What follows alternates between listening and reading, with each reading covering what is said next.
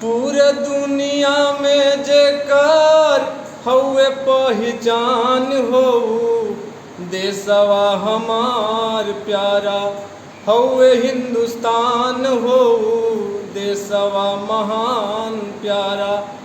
जवन कहायल जग में सोने का चिड़ैया रामा, पंखहीन कई के गैलें गोरवा मुदैया रामा, फिर भी जाए नाही दिहलें देशवा के शान हो, देशवा महान प्यारा हउए हिंदुस्तान हो, देशवा महान प्यारा।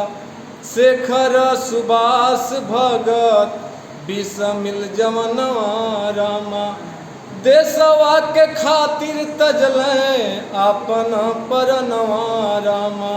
रानी लक्ष्मीबाई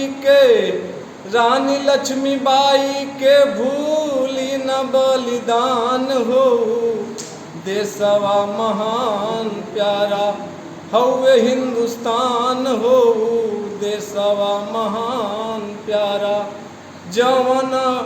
जौन देशवा में रामा कृष्ण के नगरिया रामा, जहाँ बहेली पावन गंगा के लहरिया रामा, पाप कट जाला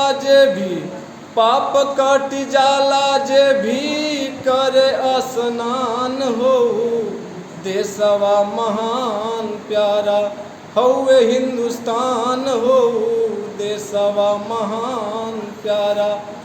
जौन देशवा के बाबू सभ्यता महान हो, अतिथि के जानल जाला जहाँ भगवान हो, जहाँ पढ़े तोता मैना बेदवा पुराण हो, देशवा महान प्यारा हउए हिंदुस्तान हो, देशवा महान प्यारा।